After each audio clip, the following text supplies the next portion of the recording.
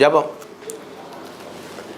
எங்களை நேசிக்கிற பரிசுத்தமுள்ள பரலோக பிதாவே, பரிசுத்த தேவனே, உம்மை துதிக்கிறேன், ஸ்தோத்தரிக்கிறேன், மகிமைப்படுத்துகிறேன். தகப்பனே, உமக்கு நன்றி அப்பா. கடந்த காலம் முழுவதும் நீர் எங்களை கண்ணின் மணி போல காத்தீங்க. கடந்த இரவு முழுவதும் நீர் எங்களை கண்ணின் மணி போல காத்தீங்க. இந்த புதிய நாளுக்காய் கோடா கோடி ஸ்தோத்திரம். இந்த நாளிலே உடைய வசனங்களை தியானிக்க இருக்கிறோம் அப்பா. தேவாவியானவர் இந்த வசனத்தை எங்களுக்கு உள்ளத்திலே பதித்து எங்களை ஆசீர்வதிக்க வேண்டுமா ஜெபிக்கிறேன். குறைகள் குற்றங்கள் எல்லாவற்றையும் பண்ணீங்க. நாங்கள் மாம்ச சிந்தை உடையவர்கள், ஆவியின் சிந்தை தர வேண்டுமா ஜெபிக்கிறேன். மாம்ச சிந்தை மரணம், ஆவியின் சிந்தையோ ஜீவனும் சமாதானம் சொன்னீங்களானவரே. சமாதானத்தின் அந்த ஆவியை எங்களுக்கு தர வேண்டுமா ஜெபிக்கிறேன். ஏசப்பா, உம்முடைய ஆவியை எங்களுக்கு தந்து வழி நடத்த வேண்டுமா ஜெபிக்கிறேன். குமாரனுடைய ஆவி எங்கேயோ அங்கே விடுதலை உண்டு சொல்லி ஆண்டவரே. கர்த்தருடைய ஆவி எங்கேயோ அங்கே விடுதலை உண்டு சொல்லி ஆண்டவரே. விடுதலை உள்ள வாழ்க்கை எங்களிலே காணப்பட கிருபை செய்ய வேண்டுமா ஜெபிக்கிறப்பா. ஏசப்பா, உமக்கு தோத்திரம். இந்த வசனங்களை ஆராய இருக்கிறோம். தேவாவியானவர் எங்களுக்கு ஒத்தையாசையாக இருந்து நீர் பேச வேண்டுமா ஜெபிக்கிறேன். என்னில் குறைகள் குற்றங்களும் உண்டு. நான் மண்ணான மனுஷன் ஆண்டவரே. இயேசு கிறிஸ்துவின் நாமத்தில் ஜெபங்களும் ஜீவனோட பரமபிதாவே, ஆமென். அன்பான ஜேடிகே மேயர்களுக்கு இயேசு கிறிஸ்து நாமத்தினாலே வாழ்த்தல் கூறுகிறேன். நம்ம கடந்த காலங்களில் அதாவது வெள்ளிக்கிழமை காலையில் 8லேருந்து 8:30 வரைக்கும் தேவனுடைய வசனங்களை ஆராய்ந்து கொண்டு வரும். இந்த வசனங்களை நாம் என்னென்னா மேல்டாப்பாக ஆராய்ஞ்சாலும் நம்ம வேத வசனத்தை விட்டு விலகி போகிறதில்ல. நம்ம வேதத்தில் முழுவதும் நம்ம படிச்சிருந்ததுனால, நம்ம வேதத்தில் எல்லாம் பழைய ஏற்பாட்டில் அந்த நிழல் எப்படி இருக்கிறது, புதிய ஏற்பாட்டில் எப்படி இருக்குது அப்படிங்கிறத நம்ம ஆராய்ந்து கொள்ள முடியும். ஆகமங்கள் 5 முக்கியமானது. ஆகமங்கள் 5 படித்தா தான் நம்ம என்ன செய்யணும். பழைய ஏற்பாட்டில் ஆகமங்கள் 5 ரொம்ப முக்கியம். புதிய ஏற்பாட்டில் 4 சுவிசேஷம் முக்கியம். அதே போல் எபிரேயர் முக்கியம். வெளிப்படுத்தல் ரொம்ப முக்கியம். ஆதி ஆகமம் வித்தின் புஸ்தகம், வெளிப்படுத்தல் அறுவடையின் புஸ்தகம். அந்த அறுவடையின் புஸ்தகத்தில் கூட இதில் எல்லாமே இருக்குது. அதை பிரசங்கிக்கும் பொழுது எல்லாமே பைபிளை சார்ந்து முன்னிலேருந்து பின்னால் வரைக்கும் வரும். அது ஒரு குழப்பமும் இல்லை, எந்த மாற்றமும் இல்லை, எந்த வசன இடர்கள் எதுவுமே கிடையாது. அவனுடைய மனநிலைக்கு ஏற்றபடி ஒவ்வொருத்தரும் வேதத்தை படித்து கொண்ட தன்னுடைய மனதின் அளவின்படியும், தன்னுடைய இருதயத்தின் அளவின்படியும், தன்னுடைய சிந்தனையின் அளவின்படி அவங்களுக்கு தகுந்தால போதிப்பாங்க. அது நம்ம பைபிள் நம்ம படிச்சிருந்தாச்சுன்னா இப்படி சொல்லியிருக்கு, நம்ம என்ன சொன்னால் எளிதில் நம்ம புரிஞ்சுக்கலாம். அப்போ நம்ம என்னென்னா, நம்ம வேதத்தை நம்ம அவ்வளோ உட்கொள்ளணும். வேத அறிவு இல்லாட்டா உலகத்தில் ஒன்றுமே இல்லை. சகலம் என் வசனத்தினாலே தாங்குறேங்கிறார். எல்லாம் படித்து என்னெல்லாம் இருந்தாலும் சரி தான், எவ்வளோ இருந்தாலும் சரி தான், வேத அறிவு இல்லாட்டா அவன் ஒரு பிரயோஜனம் இல்லை. அதாவது படிப்பின் சொந்தமான அறிவு இருக்கும் வேதத்தில், அது முக்கியம் இல்லை. எளிமையான அறிவு. நீ பெரிய இதெல்லாம் வந்து தியாலஜிகள் படித்து நம்ம இது பண்ணாண்டா. தியாலஜிகள் படித்தது மனுஷரீகமாக படிக்கிறது. அது உனக்கு செல்லுபடி ஆகாது, இருதயத்துக்கு செல்லுபடியாது, வாழ்வுக்கு செல்லுபடி ஆகாது. அது நம்ம கற்றுக்கலாம், தெரிஞ்சுக்கணும். ஆனால் அதில் ஆண்டவர் வாசம் பண்ணுறதில்ல. ஆண்டவர் எளிமையான ரூபத்தில் தான் வாசம் பண்ணுகிறார். அதனால் நம்ம என்ன, வேதத்தை நம்ம ஆராயும் பொழுது, வசனத்தோடு நம்ம கிரியைக்கும் பொழுது, நமக்கு தேவன் தந்த அளவின்படி, அதுக்கு நம்ம மேலேயும் முடியாது கீழே முடியாது, அந்த அளவின்படி நம்ம நினச்சோன்னா வேதத்தை ஆராயணும். அப்போ தான் நம்மளுக்கு ஆத்துமாவுக்கு பிரயோஜனமாக இருக்கும். நம்ம கடந்த காலங்களில் உபாகமம் முக்கியமானது. ஆகமங்களிலே கொஞ்சம் ஆதியாகவும் ரொம்ப முக்கியம். வித்தின் புஸ்தகம் அதுலேருந்து தான் எல்லாம் வந்தது. ஆனாலும் உபாகம் உன் தேவனாய கத்தர், உன் தேவனாய கத்தர், அப்பா மகங்கிற மாதிரி அந்த இதில் வந்துக்கிட்டே இருக்கும். அதனால் நம்ம நினச்சோன்னா, நம்மளை நேசித்ததுனால, பிள்ளையை நேசித்ததுனால நம்ம வேதத்தை நினச்சோன்னா கருத்தாய் ஆராய வேண்டும். தேவன் அறிவீஸ்வருவி. இந்த பைபிள்லாம் எழுதும்போது அவர் மாம்சமாக இருந்தாரா? கிடையாது. அது ஆவியின் தேவன். அவர் சத்தத்தை தான் கேட்க முடியும், அவரை தான் ஆராய முடியும். அவர் எல்லா இடத்துலையும் இருக்கிறாருங்கிறத அவங்க இஸ்ரவேல் ஜனங்கள் அறிஞ்சாங்க. இப்பவும் தேவன் எல்லா இடத்துலையும் இருக்கிறார். அவர் தேவன் இல்லாத இடத்துல இல்லை. அவர் சொல்லாகவும் கட்டளையிட இருக்கும். ஒரு சின்ன செல்ஃபோன்லேயே நம்ம எவ்வளோ காரியங்கள் இருக்கும் பொழுது, செல்ஃபோனை உண்டாக்கின தேவன் செல்ஃபோனுக்கு செய்யக்குள்ளே அவனுக்குள்ள ஞானத்தை உண்டாக்கின தேவனுக்கு எவ்வளோ அறிவு இருக்கும். தூரத்திலிருந்து அறிகிறார். உன்னுடைய செய்கைகளெல்லாம் தூரத்திலிருந்து அறிகிறான் இருக்கு. நம்ம அந்த மாதிரி நம்ம என்ன சொன்னோம், தேவனை பிலீவ் பண்ணோம். நம்ம 16 அதிகாரம் முடிச்சிட்டோம். இப்போ என்ன சொன்னால் 17ஆம் அதிகாரம். ஏன்னா இவங்க இன்னும் என்ன சொன்னால், இஸ்ரேல் ஜனங்கள் அந்த கானானுக்கு போகலை. நாமும் இந்த உலகத்துலேருந்து கானானுக்கு போகிறதுக்கு முன்னால் இந்த வசனங்களை ஆராய்ஞ்சு பரம கானானுக்கு போனோம். பரம கானானில் இந்த சரீரமும் மாமிசமும் இருக்காது. நமக்கு ஆவியில் தேவனோடு இருப்போம். தேவதூர்கள் போல் இருப்பார்கள் இருக்கு. அப்போ நம்ம தேவதூதல் ரூபம்னா அவருடைய ரூபம் தெரியுமா? உண்டாக்கி வர முடியும். அவரை போல சாயல் உடைஞ்ச இருக்க மாதிரி இருப்போம்னு சொல்லியிருக்கு. அதனால் நம்ம தேவனுக்கு ஒப்பாயின சாயலில் நம்ம அந்த காலத்தில் போயிடும். இப்போ வரும் உலகத்தில் அதை நம்ம தியானிக்கணும். இந்த உலகத்தில் நம்மளுக்கு எல்லா பின்னலும் உண்டு. மாமிசம் எலியா நம்மை போல பாடுள்ள மனுஷன் தான் சொல்லியிருக்காரு. ஆனால் அவன் என்ன சொன்னா அந்த அந்த அக்னிமயான குதிரையில் ஏறி பரலோகத்துக்கு போயிட்டான். அப்படி நம்ம ஒவ்வொருத்தருக்கும் ஆண்டவர் வச்சிருக்கிறார். அப்போ நித்திய வாழ்வை நம்ம தேடணும். நித்திய வாழ்வை தேடும் பொழுது இந்த உலக வாழ்க்கை உங்களுக்கு லகுவாக போயிடும். ஆனாலும் பழைய ஏற்பாடில் ஆண்டவர் சொல்லி வச்சிருக்கிறார். எப்படி சொல்லியிருக்காருன்னா, நம்ம பலி செலுத்துன்னு சொல்லியிருக்காரு. அதில் என்ன சொன்னான்னா, பழுதும் அதில் 17ஆம் அதிகாரம்லேருந்து சில வசனங்களை வாசிக்கிறேன். பழுதும் அவலட்சணம் உள்ள யாதொரு மாட்டையாவது ஆட்டையாவது உன் தேவனாய கர்த்தருக்கு பலியிட வேண்டாம், அது உன் தேவனாய கர்த்தருக்கு அருவருப்பாக இருக்கும். அதாவது பலியிடும் பொழுது ஒரு மாட்டுக்கு நொண்டி மாட்டையோ அல்லது கூன் குருண மாட்டையோ அது அங்க வீங்கின மாட்டையோ எதுவுமே பலியிடக்கூடாது. சுத்தமான மாட்டை தான் பலியிடணும். அது உண்டு, ஆனாலும் தலைப்பில் எல்லாம் உண்டு. ஆனால் அந்த மாதிரி குறை உள்ளதை ஆண்டவருக்கு பலியிட வேண்டாம். நாமும் இந்த உலகத்தில் குறை உள்ளதை தான் நம்ம ஆண்டவருக்கு கொடுக்கக்கூடாது. அதில் ஒரு குறை இருக்குன்னா அது கொடுக்கக்கூடாது. நல்ல புது நோட்டு ரூபானாலுமே சில நேரத்தில் நான் காணிக்கையெல்லாம் வைக்கும்போது சில நேரத்தில் என்ன சொன்னால் பழைய நோட்டு கூட வைக்க இது பண்ணுவேன். எப்படின்னா அது நமக்கு தேவனுக்கு எல்லாமே பரிசுத்தம். இது நம்ம காணிக்க வைக்கிறோம், அது ரூபாயினுடைய மதிப்பு வேறு. ஆனாலும் உள்ள சின்ன மதிப்பு கூட தேவனுக்கு என்ன சொன்னால் புதுசாக கொடுக்கணும். அது அப்படிங்கிற நம்ம சுபாவம் நம்ம இதயத்தில் ஆண்டவர் தந்திருக்கிறார். புதிர்பாடில் மாட்டைக்கிட்ட பழிட்டாங்க. இப்போ வளையற்பாடில் அப்படி கிடையாது. கந்தலானது இவங்களாம் என்ன சொன்னால் அக்கிரமக்காரனுக்கு தள்ளி விடணும், அது செலவழிச்சிட்டு போகிறவனுக்கு கொண்டு போன்னு பண்ணணும். ஆனால் தேவனுக்கு பரிசுத்தம் உள்ளது முதல் இதை செலுத்தணும். அதுதான் அர்த்தம். அந்த முதல் இதை செலுத்துறது அப்படி ரூபாயினுடைய மதிப்பெல்லாம் வேண்டியதில்லை. முதல் இதை தேவனுக்கு செலுத்துறானான்னு தான் பார்க்குறாரு. அதான் பழுதும் அவலட்சம் உள்ள யாதொரு மாட்டையாவது ஆட்டையாவது உன் தேவனாய கர்த்தருக்கு பலியிட வேண்டாம். பழுதும் அவலட்சணமாக இருக்கிறது, அதை பலியிட வேண்டாங்கிறது. எனக்கு வேண்டாம்ப்பா, நான் மாடை நான் உண்டாக்குனேன், எல்லாமே நான் உண்டாக்குனது தான் உலகத்தில், எல்லாமே ஆண்டவர் சித்தப்படி தான் உலகத்துக்கு வந்தது. அது எனக்கு சுத்தமானதை பலியிடு. சுத்தமான பறவைகளை நோவா பலியிட்டாம்ல, அப்போ தான் தேவன் நினைச்சாருன்னா நான் மனுஷனை அழிப்பதில்லைன்னு சொல்லி வானவில்லை காட்டுறாரு. வானவில்லை காட்டுறாரு. அதே போல் நம்ம சுத்த மனதோடு ஆண்டவரை கிட்டிச்சேரணும். நிறைய அக்கிரமங்கள் இப்போ நிறைய நெருக்கி வச்சுக்கிட்டு ஆண்டவர்கிட்ட ஜெபம் பண்ணக்கூடாது. அதெல்லாம் இருக்கும். அதெல்லாம் உதறி தள்ளிவிட்டு விசுவாசத்தை தோக்குறோம் முடிக்கிறோமாகிய இயேசு கிறிஸ்துவை நோக்கி நமக்கு நியமிக்கப்பட்ட ஓட்டத்திலே பொறுமையோடு ஓடணும், பொறுமையோடு ஜெபம் பண்ணணும். அதை ஆண்டவர் விரும்புகிறார். உன் தேவனாய கர்த்தரின் கண்ணுக்கு முன்பாக எந்த புருஷனாவது இஸ்திரியாவது தேவனாய கர்த்தருக்கு உனக்கு கொடுக்கும் வாசல் ஒன்றிலே அக்கிரமம் செய்து அவளை உடன்படிக்கையை மீறி நான் விலக்கி இருந்த வேறு தேவர்களையாவது சந்திர சூரியர் முதலான வானசையாவது சேவித்து அவளை நமஸ்கரிக்கிறதுக்காக காணப்பட்டால் அது உன் செவி கேட்க உனக்கு அறிவிக்க விடுக்கும்போது நீ நன்றாய் விசாரிக்க கடவா. அது மெய்யென்று அப்படிப்பட்ட அருவருப்பு இஸ்ரவேலில் நடந்தது நிச்சயம் என்று கண்டால் அந்த அக்கிரமத்தை செய்த புருஷனையும் ஸ்திரியையும் உன் வாசலில் வெளியே கொண்டு போய் அப்படிப்பட்ட சாகும் வரி கல்லெறிய கடவா. இதில் பெரிய இது சொல்கிறார். ஆண்டவருக்கு பிடிக்காது என்ன சொன்னால் விக்கிராராதனை, அதாவது ஆண்டவருக்கு விரோதமாய் செயல்படுறது நரகலான விக்கிரன்னு சொல்கிறார். அவ்வளோ அசுத்தம்னு சொல்கிறார். அதில் அவன் நமஸ்கரிக்காதங்கிறார். அதில் என்னச்சேன்னா இவங்க என்ன சொல்கிறார், நம்ம தேவனாய கர்த்தர் கண்களுக்கு முன்பாக எந்த புருஷனாவது இஸ்திரியாவது, தேவனே நம்மளை எப்பொழுதும் நம்மளை பார்த்துக்கிட்டே இருக்கிறார்.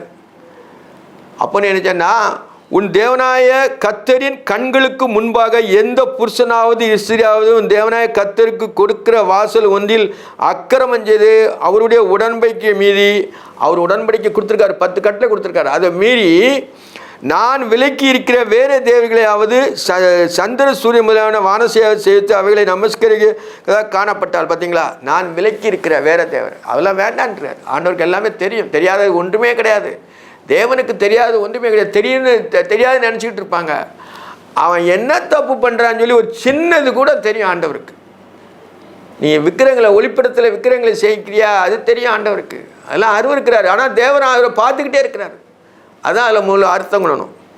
நான் விலக்கி இருக்கிற வேறு தேவர்களை சந்திர சூரியர் முதலான வானசேனையை சந்திரனை கும்பிடுவாங்க. நல்லா குளிச்சுட்டு நேராக கும்பிடுவாங்க சூரியனை பார்த்து, சூரிய நமஸ்காரம்பாங்க. அது பண்ணாதங்கிறாரு. வானசேனை, வானத்தில் ஆண்டவர் உண்டாக்குன சூரிய சந்திரன் இருக்குல்ல, அதை நீ நமஸ்கரிக்காத, அதை நீ சேவிக்காண்டான்னு சொல்கிறாரு. தேவனாய் கர்த்தரை மட்டும், அது இருதயத்தில் தான் ஜெயிக்கணும் ஆண்டவரை. இவங்க அப்படி நேரில் சொல்லி வணங்குவாங்க, அது பண்ணாதங்கிறாரு. அது என்னென்னா நான் விலக்கியிருக்கிற வேறு தேவர்களாவது சந்திர சூரியன் முதலான வான சேனையாவது சேவித்து அதை வணங்குவான். உலகத்தில் ஒன்றுமே இல்லை, சூரியன் இல்லாமல் உலகத்தில் ஒன்றுமே இல்லைன்னு சொல்லி சூரியனை வணங்குவான். சிருஷ்டிகரை தொழுது செய்யாமல் சிருஷ்டியை தொழுது சேவித்தார்கள், இது நிமித்தம் தேவன் அவர்களை கேடான ரிச்சைக்கு ஒப்பு கொடுத்தான்னு இருக்கு பைபிளில். நம்ம ரோமரில் பவுல் எழுதுவார். அவன் சிருஷ்டிகரை அதை உண்டாக்குன, சூரியனை உண்டாக்குன யார்? தேவன். சந்திரனை உண்டாக்குன தேவன். அப்போ நான் அவரை தான் செவிக்கணும் வழியா நீ சிருஷ்டியை செவிக்கக்கூடாது. அதுதான் அர்த்தம் இல்லை. அதான் சந்திர சூரியர் முதலான வானசேனையாவது சேவித்து அவைகளை நமஸ்கரிக்கத்தக்க காணப்பட்டால் அது உன் செவி கேட்க உனக்கு அறிவிக்கப்படும் போது நீ அதை நன்றாய் விசாரிக்க கடவாய். நீ அப்படி சொல்லி செய்கிறவனை நீ நல்லா விசாரிக்க. உன் திருப்பி அவன் அப்படி செய்கிறானா, நமஸ்கரிக்கிறானா சூரிய சந்திரனை, அவனை விசாரிச்சிக்க, நல்லா விசாரி அப்படின்னு சொல்கிறான். அப்படி விசாரிச்சுட்டு நீ அதை நன்றாய் விசாரிக்க கடவாய், அது மெய்யென்று அப்படிப்பட்ட அருவருப்பு இஸ்ரவேலில் நடந்தது நிச்சயம் என்று கண்டாயானால். அப்படிப்பட்ட அருவருப்புன்னு சொல்கிறாரு. நிறைய நம்ம புலியற்பாடில் தீர்க்கதரிசனத்துலலாம் எருசலேமில் என்ன அருவருப்பு நடக்கிறதெல்லாம் பின்னால் எழுதியிருக்கு. அப்போது நீ பழைய ஏற்பாட்டில் அதுக்கு முந்தி எழுதுகிறார் ஆண்டவர் சொல்கிறாரு. அது வந்து தெரிஞ்சிக்க, நீ தெரியாமல் அவனை ஒன்றும் பண்ணாத. அவன் உண்மையிலேயே அப்படி தவறு பண்ணுறானா, நமஸ்கரிக்கிறானா, சூரிய சந்திரனை வணங்குறானா, நான் அப்படிங்கிறத பார்த்தேன்னா வானசேனையை வணங்குறானவனை பார்த்தேன்னா வேற தேவர்களை வணங்குறான பார்த்தேன்னா அது மெய்யென்று அப்படிப்பட்ட அருவருப்பு இஸ்ரவேலில் நடந்தது நிச்சயம் என்று கண்டாயானால் அந்த அக்கிரமத்தை செய்த புருஷனையாவது ஸ்திரியாவது உன் வாசல் வெளியே கொண்டு போய் அப்படிப்பட்டவனை சாகும் வரை கல்லறி கிடவை. அப்படிப்பட்டவனை சாகும் வரை கல்லறி கிடவான்னு சொல்கிறார். அவள் எவ்வளோ பெரிய தண்டனை பார்த்தீங்களா?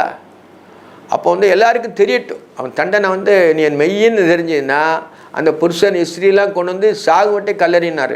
ஸ்தேவானை கல்லறிஞ்சாங்க. அவன் என்ன செஞ்சான்னா இயேசுவானவர் தான் மெய்யான தேவன் சொல்லிட்டு அந்த யூதர்கள் நம்பின்படி இல்லாமல் தேவனை இயேசுவானவர் அவன் பார்த்ததுனால அவனை சொல்லுவான். அதிகாரத்துலேருந்து உள்ள நடைமுறை சொல்லும் போது அவனை கல்லெறிவாங்க. பவுல் அவனுடைய சட்டையை வச்சுருந்தான். ஏன்னா பவுல் அதுக்கு பிறகு ஊழியத்துக்கு வரான். அதுக்கு முன்னால் அவனை ஸ்தேவானுடைய சட்டையை அவன் காத்திருந்தான்.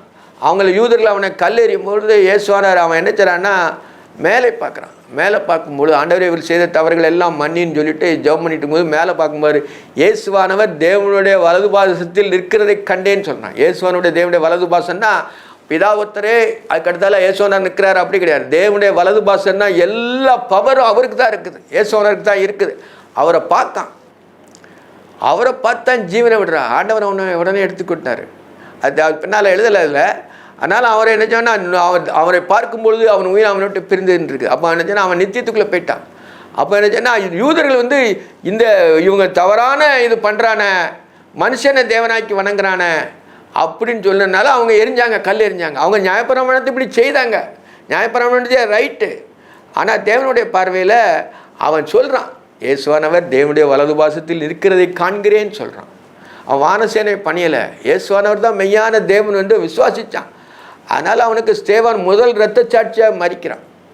அவன் பரலோகத்தில் தேவனோடு இருக்கிறான். இப்போ அது தேவன் அதை உறுதிப்படுத்தினார். இயேசுவானவர் தேவனுடைய குமாரன் என்று நீங்கள் அதாவது அவன் வந்து தேவனுடைய குமாரன் வலது பாசத்தில் இருக்கிறார். அவர் பக்கத்தில் அவர் அருபிஸ்வரூபி தேவன். தேவனுக்கு ஒரு வரையறை நம்ம பண்ணவே முடியாது.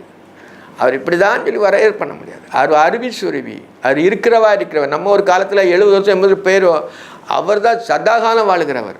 அவருக்கு மறைவானது ஒன்றுமில்லை. அவரே தேவன் மாம்சத்தில் தம்மைத்தாமே தாழ்த்தி விரும்பியாக்கி அடிமையின் ரூம் எடுத்து மனுஷர் ஸ்டைலில் மீட்பராக வர்றார். நம்மை மீட்டு கொள்ளுகிற மீட்பராக வருகிறார். அதான் சிருஷ்டிப்பை காட்டிலும் மீட்பு ரொம்ப முக்கியமானது. மீட்பர் அவர் தான் பெரிய காரியம். அந்த மீட்பை தான் நம்ம என்ன பிரசங்கிக்கிறோம். அந்த மீட்புக்குள்ளே தான் நம்ம எப்போதும் வளர்கிறோம். அதை நம்ம உறுதியாக கொள்ளணும். அந்த அக்கிரமம் செய்த புருஷனை ஸ்திரியாவது உன் வாசல் வெளியே கொண்டு போய் அவன் அப்படிப்பட்ட சாகு வரை கல்லெறிய கடவாய். சாவுக்கு பாத்திரமானவன் 2-3 சாட்சிகள் வாக்கினாலே கொலை செய்யப்படுகிறான். உடனே அவனை எரிஞ்சிடக்கூடாது. அது உண்மையிலே அந்த சாட்சி முக்கியமானு சொல்லி சாட்சிக்காரன் வேணும். 3 பேர் வேணும். அந்த அந்த தோட்டத்தை அவனை எழுதி கொடுத்து அவள் கல்லெறிஞ்சாலா தாலியால் அதை என்ன சொன்னால் இந்த சாட்சி என்னுடைய இது இப்படி தான் செஞ்சாள். அவங்க செஞ்சாங்க. போலியான சாட்சி. அது போலியான சாட்சி ரொம்ப அருவருக்கப்படுது. சாட்சி போலியான சாட்சி இருக்கக்கூடாது அப்படிங்கிற தெளிவுக்கு தான் ஆண்டவர் எழுதுறாரு. சாவுக்கு பாத்திரமானவன் 2-3 சாட்சியுடைய வாக்கினாலே கொலை செய்யப்படணும். ஒருத்தன் சொல்லாமலே செய்ய முடியாது. 2-3 பேர் சாட்சி சொன்னால் தான் அது நிறைவேறும். நான் பார்த்தேன், உண்மையிலே அவங்கெல்லாம் பார்த்துட்டு பொய் சாட்சி சொல்லி இது பண்ணுவாங்க. தேவன் அதுக்கு தெரியாதா? அவர் உண்மையான சாட்சின்னு தெரியும். அதனால தான் பழைய ஏற்பாட்டில் இதை எழுதியிருக்கார். நமக்கு 3 சாட்சி வேணும். எந்த இதுவுமே நிறைவேற்றுவதற்கு ஒரு பத்திரம் ரிஜிஸ்டர் பண்ணவோ அது பண்ணவோ 3 சாட்சி போடும்போது தான் அது நிறைவேறும். இப்போ உள்ள காலத்தில் இப்போ எல்லாமே அதில் தான் ஓடிட்டுருக்கு. தமிழ்நாடு கவர்மெண்ட்டே நிலம் வாங்கி விற்க போகுது. அந்த மாதிரி லேண்டுகளை 3 சாட்சி அப்படி போட்டு அது அப்படியே தான் போயிட்டுருக்கு. அதில் கள்ளச்சாட்சி போடக்கூடாது. அதுதான் அதில் சொல்கிறார். அவனுக்கு உரிமையாக இருந்துச்சுன்னா உண்மையிலே இவர் இடம் தான், இவர் இதுதான் தெரியும், உங்களுக்கு பூர்வீகம் தெரியும்னு சொல்லி அவனுக்கு கையெழுத்து பண்ணும். அதான் 3 சாட்சி இப்போ. ஆனால் கொலை செய்யறதுக்கும் அவன் பழைய ஏற்பாடு தண்டனை கொடுக்கறதுக்கு 3 சாட்சி கண்டிப்பாக வேணும். இதை வச்சு தான் அதை பிரிக்கப்பட்டது. 3 சாட்சியுடைய வாக்கினாலே கொலை செய்யப்பட கடவுள். ஒரே சாட்சியினுடைய வாக்கினாலே கொலை செய்யப்படலாகாது. ஒரு சாட்சின்னா ஒப்பேராது. 3 சாட்சி வேணும். அவனை கொலை செய்வதற்கு சாட்சிகளில் கை முந்தி கொள்ள வேணும். சாட்சியினுடைய கை முந்தி இருக்கணும். அந்த 3 சாட்சி சொல்கிறாங்கள அந்த சாட்சி முந்தி இருக்கணும். மற்றவங்க எல்லாமே இருந்தாலும் அவங்க சாட்சி வந்து 3 பேர் தான். அவங்களுடைய கை தான் முதல்ல கல்லெறியணும். அதுக்கு பிறகு தான் இது பண்ணும். ஆண்டவர் கூட இயேசுவானவர் கூட நம்ம என்ன சொல்கிறோன்னா, உங்களில் பாவம் இல்லாதவன் முதலாவது கல்லெறிட்டுன்னு சொன்னார். எல்லாரும் மனசையும் ஆண்டவர் திறந்துட்டார். நான் தான் பாவம் செஞ்சேன், இவ்வளோ கல்லெறி இருக்கு, நம்ம தகுதி இல்லைன்னு எல்லாமே கல்லை போட்டு போயிட்டான். ஆண்டவர் நானும் உன்னை ஆக்கினைக்கல இனி பாவம் செயல்னு தள்ளி விட்டார். அப்போ எப்படின்னா அந்த சாட்சி வேணும். சாட்சி இல்லாமல் கல்லெறி விட. புதிய ஏற்பாட்டில் இது அது எப்படி இருக்குது பார்த்தீங்களா? இது நிழல் அங்கே புதிய ஏற்பாட்டில் வெளிப்படையாக ஆண்டவர் நிறைவேற்றி சொல்கிறார். அந்த கல்லெறிகிறது ஜனங்களுடைய கை பிந்தியும் அவன் மேலே இருப்பதாக அப்படி தீமை உன் நடுவிலிருந்து விலக்க கடவாய். முதலாவது சொல்ல சாட்சிக்காரன் கல்லெறிட்டுன்னு ஆண்டவர் சொல்கிறார். உங்களில் பாவம் இல்லாதவன் முதலாவது கல்லெறிட்டுங்கிறார். அப்போ எல்லாமே என்னச்சுன்னா தவறுக்குள்ள ஆள்கள் தான். அவனை எல்லாரும் மனது ஆண்டவர் திறந்த பிறகு தன்னால் உண்மையான இப்படி நிற்க முடியலை. ஆனால் வெளிப்படையாக வர்றாங்க. ஆனால் உள்ளவுடைய சாட்சி மெய்யாமல் இல்லாமல் போயிட்டு. அதான் உன் கையில் முந்தைய இருப்பதாக அப்படி தீமையை உன் நடுவிலிருந்து விலக்க கடவாய். அப்படி உன் தீமை உன் நடுவிலிருந்து விலக்க கடவாய். கிருபையாய் ஆண்டவர் நம்ம கிருபையாக ரட்சிப்பு தந்திருக்காருன்னா எவ்வளோ பெரிய இது பார்த்தீங்கன்னா சிலாக்கியம். உன் வாசலில் இரத்த பிள்ளைகளை குறித்து, வியாட்சியங்களை குறித்து, காயம்பட்ட தேசங்களை குறித்து வழக்கு நேரிட்டு நியாயத்தீர்ப்பு உனக்கு அரிதாக இருந்தால் நீ எழுந்து உன் தேவனாய கர்த்தர் தெரிந்து கொள்ள படுத்தின ஸ்தானத்துக்கு போய் லேவியரான ஆசாரியத்தில் அந்த நாட்களில் இருக்கிற நியாயபீடத்திலும் விசாரிக்க வேண்டும். நியாயம் என்னதென்று அவர்களுக்கு அறிவிப்பார்கள். இதில் ஒரு முக்கியமானது எப்படின்னா, ஒரு தேசத்தில் ஒரு இது நடக்கும் பொழுது, இடும்பு ஒரு காரியம் நடக்கும் பொழுது என்ன சொன்னால், நீ என்ன சொன்னால் உன்னால் முடியாது. அவங்க முக்கியமான ஸ்தலத்தில் கொண்டு போகணும். அவங்களுடைய சந்நிதிக்கு கொண்டு போகணும். ஏன்னா நியாயாதிபதியுடைய பெரிய சந்நிதிக்கு கொண்டு போகணும். அதானா உன் வாசலில் இரத்த பிள்ளைகளை குறித்தும் வியாட்சியங்களின் குறித்து, காயப்பட்ட தேசத்தை குறித்து வழக்கு நேரிடும் நியாய தீர்ப்பு உனக்கு அரிதாக இருந்தால், உனக்கு அவன்கிட்ட போனால் இப்படி பண்ணுவானேன்னு அரிதாக இருந்தால் நீ எழுந்து உன் தேவனாய கர்த்தர் ஏற்படுத்தின ஸ்தானத்துக்கு போய் லேவியரான ஆசாரியத்தில் அந்த நாட்களில் இருக்கிற நியாயபீடத்திலும் விசாரிக்க வேண்டும். நீ ஒன்றை விட்டு இஷ்டத்துக்கு செஞ்சிடாத. நேராக உனக்கு முதல் நியாயாதிபதி இருக்கிறாங்க, லேவியர் இருக்காங்க, கர்த்தருடைய லேவியர்கள் இருக்காங்க. அவங்க உண்மையாக தான் செய்வாங்க. அவங்க தவறுகள் செய்ய மாட்டாங்க. லேவியர்கள் சீக்கிரம் தவறு செய்ய மாட்டார். அவங்கள அழிச்சு போடுவார் ஆண்டவர். நியாயாதிபதி தப்பு செஞ்சாங்கன்னா நியாயாதிபதி அழிச்சு போடுவார். அதனால் நியாயம் அவங்ககிட்ட புரண்டு ஓடும். அதனால தான் பழைய ஏற்பாடு காலத்தில் அவளை இருந்தாங்க. அதனால தான் நினச்சேன்னா, லேவியரான ஆசிரியத்திலும் அந்நாளில் இருக்கிற நியாயபீடத்திலும் விசாரிக்க வேண்டும். நியாயம் என்னதென்று அவர்கள் உனக்கு அறிவிப்பார்கள். நியாயம் என்னதென்று, இது செய்யக்கூடாது, நீ இப்படி செஞ்சுட்டா அப்படி போனால் அப்படி போனால் அவங்க நியாயம் என்னதென்று உனக்கு சொல்லுவாங்க. கர்த்தர் தெரிந்து கொண்ட இடத்திலிருந்து உனக்கு அறிவிக்கும் தீர்ப்பு உனக்கு இணங்கி அவர்கள் உனக்கு விதிக்கிற செய்ய கவனமாக இருப்பாயாக. அவர்கள் உனக்கு விதிக்கிறபடி செய்ய கவனமாக இருக்கணும். அவர் உனக்கு ஒரு சட்டம் போட்டுருவாங்க, நீ இப்படி செய்யக்கூடாது, நீ செஞ்ச தப்பு அப்படின்னு ஒரு சட்டம் போடுவாங்க. அப்போ அந்த சட்டத்துக்கு கீழ்ப்படியணும். அதை தான் சொல்கிறதுல இது எல்லாமே ஆண்டவர் சொன்ன விளையாடு தான். புதிய உலக மரப்படி நியாய தீர்ப்புகள் அந்த இதெல்லாம் வருது.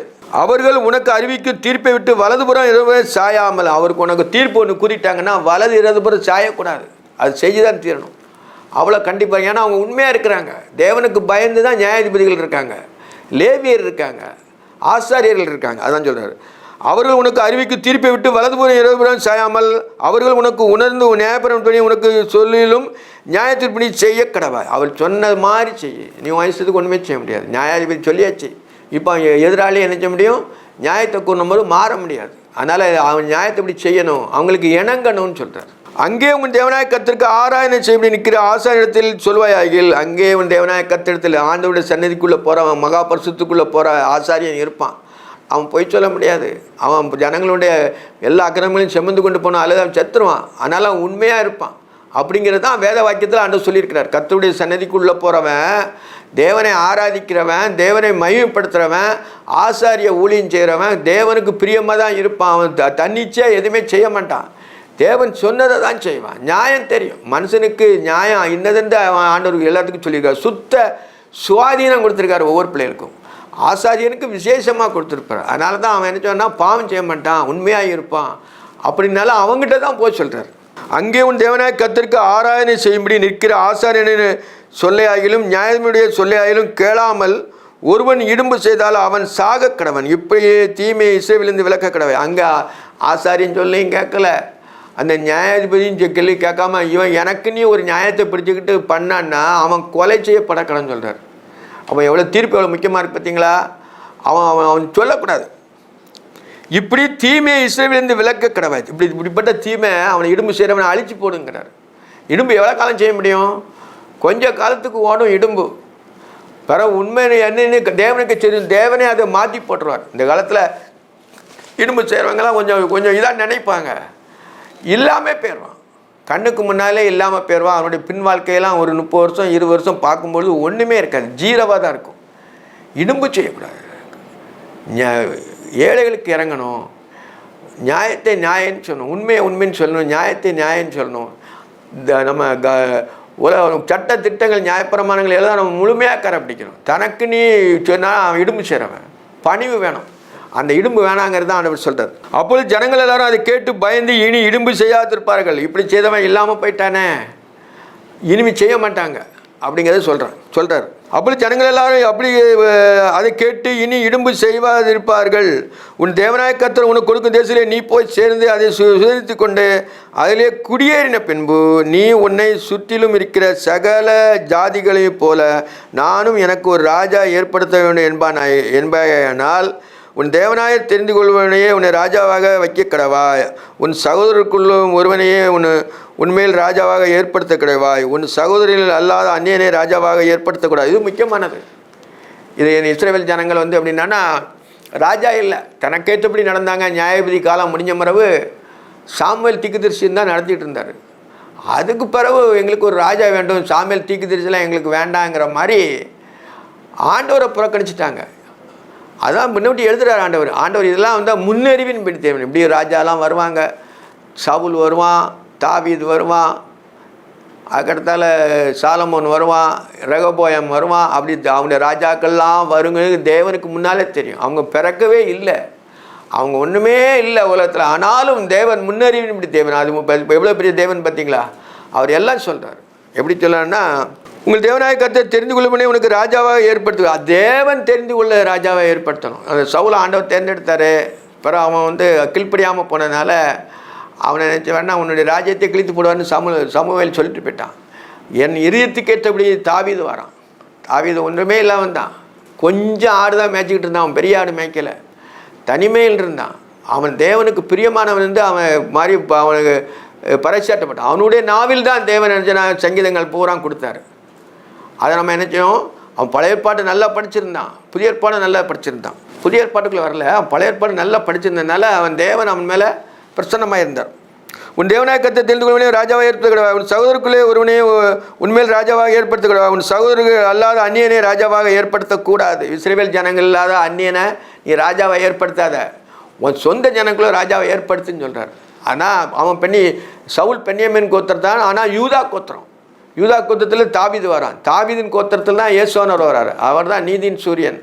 அவர் தான் தாவீதின் கோத்திரம். தாவீதின் குமாரனமாகிய இயேசு கிறிஸ்துவின் வாழ்க்கையை வரலான்னு இருக்கு. அந்த சந்ததியில் தான் இயேசுவானவரே பிறக்கிறார் யூதா கோத்திரத்தில். அதெல்லாம் கொஞ்சம் விரிவாக ஆராய்ஞ்சோன்னா நிறைய இருக்குது. ராஜாவாக ஏற்படுத்தக்கூடாது. அவன் அநேக குதிரைகளை சம்பாதியாமலும் அநேக குதிரைகளை தனக்கு சம்பாதிக்கும்படி ஜனங்களுக்கு திரும்ப எகிப்துக்கு போக பண்ண இருக்க கடவன். இனி அந்த வழியாக நீங்கள் திரும்பி போக வேண்டாம் என்று கர்த்தர் உங்களுக்கு சொல்லியிருக்கிறாரே. அதாவது குதிரையை அவனுக்கு இராணுவம் வந்துட்டா, ராஜா வந்துட்டுனா அவனுக்கு குதிரை படை எல்லாம் வேணும். நீ எகிப்தில் போய் குதிரையை தேடாது, அந்த வழியாக நீ திரும்பி போக வேண்டாம் அப்படின்னு சொல்லியிருக்கிறாரு. அவன் இருதயம் பின்வாங்கி போகாதபடி அவன் அநேக இஸ்ரவேலை படைக்க வேண்டாம். அவனுக்கு ராஜா நிறைய மனைவிமார்கள் எல்லாமே நீ கொல்லக்கூடாதுன்னு ஆண்டவர் சொல்லியிருக்காரு. பல இதில் ராஜா ஆனவனே அவன் இஷ்டப்படி செய்வான். தன்னுடைய ஆசைகளெல்லாம் மனதின் ஆசைகளெல்லாம் செய்வான். அப்படி செய்யக்கூடாது. அப்படி சொல்கிறாரு. உன் இருதயம் பின்வாங்கினபடி அப்படி அநேக ஸ்திரீகளை படைக்க வேண்டாம். வெள்ளியும் பொண்ணும் தனக்கு மீதியாய் பெருக பண்ண வேண்டாம். வெள்ளியும் பொண்ணும் மீதியாய் பெருக பண்ண வேண்டாம். தாவீது எப்படின்னா ஆலயத்தை கட்டக்கூடியது நிறைய சவரித்து வச்சான். ஏன்னா அதில் சாலமோன் கட்டுறதுக்கு. ஆனால் அவனுக்குன்னே அவன் ஜாதியில் அவன் கொஞ்சம் தான் இது பண்ணான். ஆனால் ரொம்ப இது பண்ணக்கூடாது, உனக்கு ரொம்ப சொத்தை சேர்க்காத, உனக்கு ரொம்ப இது பண்ணாதுன்னு தான் சொல்கிறார். அதுதான் தனக்கு ரொம்ப சொத்து சேர்க்கக்கூடாது, மனைவிகளை இது பண்ணக்கூடாது அப்படின்னு சொல்கிறதுக்கு தான் அந்த இதெல்லாம் முன்னோட்டி எழுதியிருக்காரு. அவன் சிங்காசனத்தை மேட்டு இருக்கும்போது அவன் இருதயம் சகோதர பேரை மேன்மை கொள்ளாமலும் கற்பனை விட்டு வலது இருவதும் சாயாமலும். பார்த்தீங்களா, அவன் சிங்காசனத்தில் இருக்கும்போது ரைட்ஸில் இருக்கும்போது அவன் என்ன சொன்னால் சகோதரனை மதிக்காமல் போகக்கூடாது, சகோதரனை மதிக்கணும், மேன்மைப்படாதான் ஆண்டவர் சொல்கிறார். சகோதரர்கள் மேட்டிமை கொள்ளாமலும் கற்பனை விட்டு வலது இருபுறம் சாயாமல். கற்பனை தேவன் கொடுத்த கற்பனை வழியாக தான் ஓடணும். அதான் ராஜாவுடைய கட்டளை. இந்த நியாயப்பிரமாணத்தை எல்லா வார்த்தைகளும் கட்டளையிலையும் கை கொண்டு இவளும் இப்படி செய்ய முடியாது. தேவநாய கத்திற்கு பயந்துக்க முடியும் கற்றுக்கொள்ளும் பொருட்டு, தேவநாய கத்திற்கு பயந்து கற்பனை கொள்ளும் பொருட்டு அவர் சொல்லுபடி தான் செய்யணும். ராஜா தன்னை இஷ்டப்படி செய்யக்கூடாது அப்படிங்க சொல்கிறதுக்கு தான் அது சொல்லியிருக்கிறார். இது எல்லாமே எளிதாக ஆண்டவர் சொல்லியிருக்கிறார். ஆனால் இதை வேர்ச்சமாகி பெருசாக்கி அதை மனுஷன் கொண்டு வந்துட்டான். அதுக்கு ஆனால் தேவன் சொன்னதான் நிறைய நடக்கும்.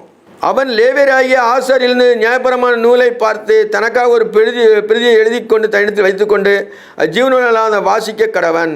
இப்படி செய்வதனால் தானும் தன் குமாரும் இஸ்ரவேல் நடுவே தங்கள் ராஜ்யத்திலே நீடித்து வாழ்வார்கள். பார்த்தீங்களா, நீடித்து வாழ்வார்கள்னு போட்டிருக்கு. எப்படின்னா அவன் நியாயபரமான புஸ்தகங்களை பூரா என்ன செய்யணும், ராஜா எழுதணும்.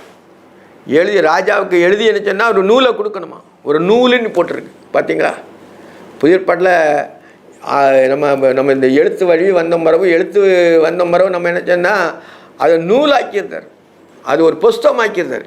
அதான் எப்படி சொல்கிறாருன்னா, அவன் லேவியராகிய ஆசாரியிடத்தில் இருக்கிற லேவியர்கிட்ட ஆசாரியிட்ட தான் இருக்கும். இது லேவியராகிய ஆசாரியிடத்தில் இருக்கிற நியாயபரமான நூலை பார்த்து தனக்காக ஒரு பிரதி எழுதி, தனக்காக தான் எப்பொழுதும் வேதத்தை படிக்கணும். கர்த்தருடைய வேதத்தில் இரவும் போல தியானமாக இருக்கிற மனுஷன் பாக்கியவான்னு சொல்கிறது யார் எழுதினது? தாவீது எழுதினது. தாவீது 2வது ராஜாவை வரான். ஆனாலும் ஆண்டவர் முன்னறிவின்படி இது சொல்கிறாரு. ஆனாலும் அது நடந்தேறி முடியுது. அது தனக்காக ஒரு பிரதியை எழுதி தன்னிடத்தில் வைத்துக்கொண்டு தன் ஜீவனாலாம் வாசிக்க கடவன். வாசிக்கணும். ஜீவனுள்ள நாளெலாம் நம்ம நினைக்கணும், பைபிளை வாசிக்கணும். உன் ஜீவன் உனக்கு கண் ஒளி மங்க தட்டியும், கண்ணாடி போட்டு மங்க தட்டியும் வேத வசனங்களை நினச்சோன்னா வாசிக்கணும். நம்ம மூளை அறிவு குறைவுள்ளது தான். அது கொஞ்ச நாளில் நினச்சோன்னா மறந்து போகும் சில காரியங்கள். ஆனால் வசனம் இருதயத்தில் சொன்னால் போதும். ஒருத்தர் பிரசங்கிக்காரனா அவர் 5வது வார்த்தை என்ன தான் சொல்லுவார்னு சொல்லி என்னால் சொல்ல முடியும் சில காரியங்கள். ஏன்னா அவங்களுடைய சைக்காலஜி பிரகாரம் இந்த வசனத்துக்கு அடுத்தால இவங்க தான் ஏதாவது சொல்லுவான்னு சொல்லிட்டு நமக்கு தெரியும். பெருமை கொள்ளக்கில்ல, நம்ம வசனத்தில் ஊறுறதுனால நம்ம அதை கிரகிக்க முடியுது. ஆனால் அப்படி இருக்கணும், ராஜா அப்படி இருக்கணும் அப்படின்னா அவன் தவறு ஒன்றும் நடக்காது அப்படிங்க கோரிக்கையை தான் எழுதியிருக்கிறார். தனக்காக ஒரு பிரதி எழுதி தன்னிடத்தில் வைத்துக்கொண்டு தன் ஜீவனுள்ள நாளெல்லாம் அதை வாசிக்க கடவன். ஜீவனுள்ள நாளெல்லாம் சொல்லியிருக்காரு. அவன் எவ்வளோ 70 வருஷம் 80 வருஷம் இருப்பான். அதுக்கு தட்டி அவன் என்ன சொன்ன வேதம் அவனுக்கு வாசிக்க தெரிஞ்ச நாள் முதற்கொண்டு வேதத்தை கற்றுக்கொள்ளணும். சின்ன வசனத்தில் நான் கற்றுனது தான் எனக்கு அதிகமாக இருக்குது. சண்டே ஸ்கூலில் படித்தது தான் எனக்கு என்ன செய்யணும் அதிகமாக ஞாபகத்தில் இருக்கிறனால புதிய ஏற்பாடில் ஞான அர்த்தங்கள் அதெல்லாம் இருக்குது. ஆனால் பழைய ஏற்பாடில் ஸ்டோரியாக நம்ம படிக்கிறோம், இதயத்தில் அது பதிஞ்சிருக்கு. புதிய ஏற்பாடில் அது வியாக்கியானமாகும். அது நம்ம நல்லா படிப்போம். தியானித்து படிக்கும்பொழுது நம்ம சின்னதாக செய்ததை விட பெருசாக இப்போ லகுவாக இருக்கும். அதனால் அதான் அர்த்தம். ஜீவனுள்ள நாளெல்லாம் அதை வாசிக்க கடவன். இப்படி செய்வதனால் தானும் தன் குமாரனும் இஸ்ரவேல் நடுவே தங்கள் ராஜ்யத்திலே நீடித்து வாழ்வார்கள். உனக்கு நாட்கள் நீடிப்பதற்கு ஒரு தகப்பனும் தாயம் கணம் பண்ணுவான்னு சொல்கிறார். அந்த வசனத்தை தேவன் எழுதிய உன் தேவனாய கர்த்தர் எழுதிய வேதத்தை நம்ம தியானிக்கும் பொழுது படிக்கும் பொழுது நீடித்து நம்ம தேசத்தில் வாழலாம். பழைய ஏற்பாட்டில் சொன்னதெல்லாம் ஆண்டவர் நிறைவேற்றுவார், எல்லாம் செய்து முடிப்பார், நிறைவேற்றுவார். அதான் அந்த வசனத்தை. இப்படி செய்வதனால் தானும் தன் குமாரனும் இஸ்ரவேல் நடுவிலே தங்கள் ராஜ்யத்திலே நீடித்து வாழ்வார்கள். அவன் தனக்குள்ள ராஜ்யத்தில் நீடித்து வாழ்வார்கள். எவ்வளோ அருமையாக எழுதி வச்சுருக்கார் பார்த்தீங்களா. இதோடு அந்த வசனம் முடிஞ்சிட்டு 20 வசனத்தோடு முடிஞ்சு உபாகம் 17 அதிகாரம் முடிச்சிருக்கோம். ஜெபம் பண்ணோம். நேசிக்கிற பரிசுத்தமுள்ள பரலோக தந்தையே, பரிசுத்த பிதாவே, உடைய வசனம் ஆம் என்றும் ஆமேன் என்று இருப்பதற்காய் தோத்திரப்பா. கோடா கொடி தோத்திரம். என்னில் குறைகள் குற்றங்களை உண்டு மன்னிங்க. சாந்த குணத்தை கற்றுக் கொடுங்க. பரிசுத்தாவி என் இருதயத்தில் ஊற்றுங்கப்பா. சிந்தனை செயல் எல்லாவற்றையும் நீங்கள் ஆட்கொள்ள வேண்டுமா செபிக்கிறேன். உலகம் மாம்சம் பிசாசுக்கு எங்களை விலைக்கு காத்துக்கொள்ள வேண்டுமா ஜெபிக்கிறேன் ஆண்டவரே. சரீரத்தில் உள்ள பலவீனங்கள், ஆவியில் உள்ள பலவீனங்கள், ஆத்மாவில் உள்ள பலவீனங்கள் எல்லாவற்றையும் எடுத்து போடுங்கப்பா. உமக்குள் உண்மையுள்ள பிள்ளைகளை ஜீவிக்க கிருபை செய்யுங்க. எல்லா பிள்ளைகளையும் வழிநடத்தி ஆசீர்வதிக்க வேண்டுமா ஜெபிக்கிறேன் ஆண்டவரே. இந்த காலம் கடைசியாக இருக்கிறது. உங்களுடைய வேதத்தின் அறிவு எங்களிலே வீச வேண்டுமா ஜெபிக்கிறேன் ஆண்டவரே. நற்கந்தங்களாக ஜீவிக்க கிருபை செய்யுங்க. இயேசு கிறிஸ்துவின் நாமத்திலே ஜெபங்களும் ஜீவனுள்ள பரமபிதாவே, ஆமென்.